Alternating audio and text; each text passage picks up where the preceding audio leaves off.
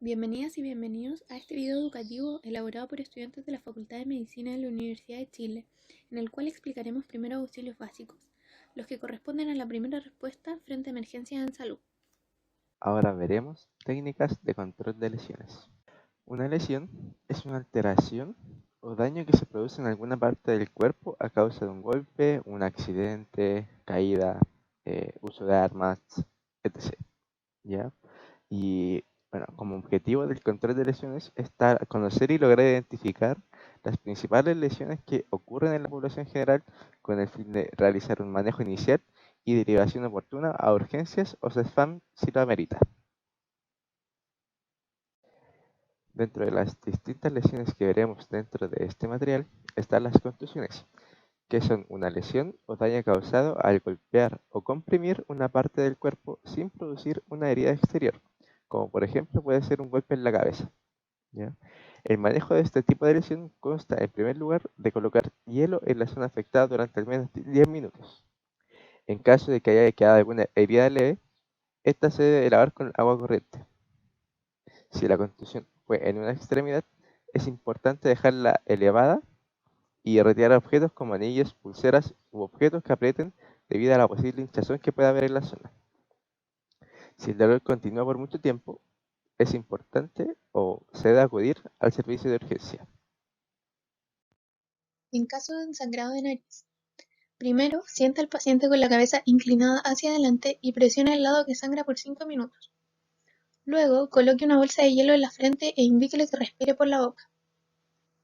Y en caso de que esto no ceda, traslade al servicio de urgencia.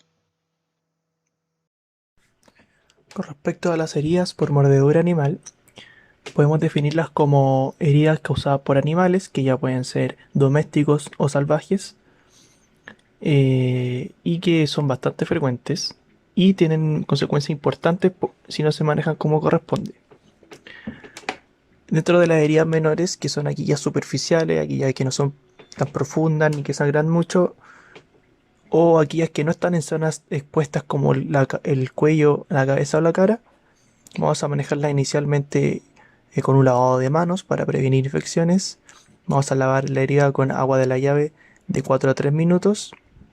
Vamos a cubrir la herida con algún apósito limpio, cualquier tela o algodón limpio, y después vamos a lavar nuestras manos nuevamente. Luego de 1 a 2 días, si empeora la sintomatología o si hay signos de infección, hay que ir con el paciente a urgencias. Estos signos de infección generalmente son que aumenta o sigue el dolor, que genera pus, que aumenta de tamaño la herida, entre otros.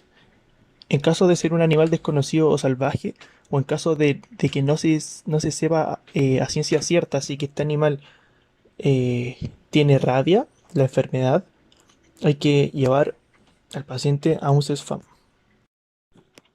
Por otro lado, si es que la herida sangra mucho, es profunda o está en zonas expuestas como la antes dicha,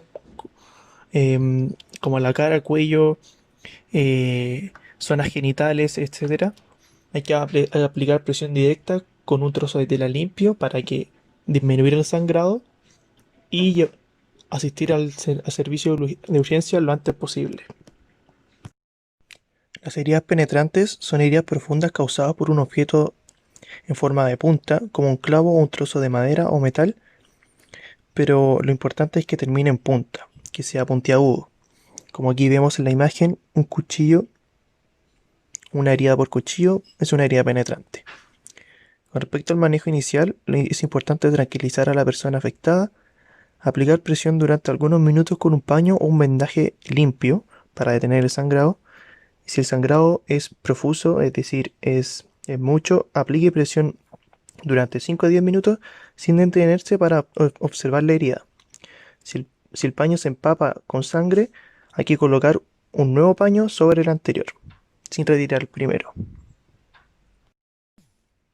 Cuando el sangrado se haya detenido, lávese las manos y lave la zona de la herida con agua y jabón, pero no la refriegue. Quite todo el material sucio de la zona y deje que el agua del grifo o de la llave corra sobre la herida durante varios minutos. Cura la zona con una gasa o venda adhesiva que esté limpia, y si el sangrado es grave, es mucho o no se detiene, llame al 131 o ya al paciente al servicio de urgencias disponible. Como último tipo de lesión, veremos los traumatismos, que corresponden a un tipo de lesión o daño de los tejidos como los ligamentos, músculos o de los huesos, que fue producido por algún tipo de violencia externa, ya sea un golpe, una torcedura u otra circunstancia. Entre estos encontramos los esguinces, las luxaciones y las fracturas. En el primer caso, un esguince es un desgarro incompleto de la cápsula articular o de los ligamentos sin que haya rotura de estos.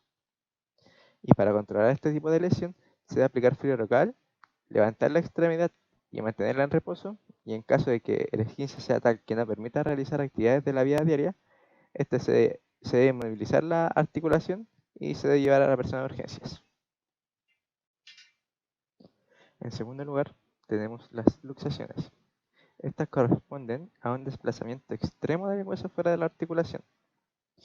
En estos casos, lo que se hace es aplicar frío en la zona, inmovilizar la articulación en la posición en la que quedó la luxación, y es importante nunca intentar reducir este tipo de lesión. Es decir, no se debe intentar poner de nuevo el hueso en su lugar. En caso de que la persona no pueda mover la articulación, se debe llevar a urgencias. ¿Ya? Y por último, tenemos las fracturas, que son una pérdida de la continuidad del hueso.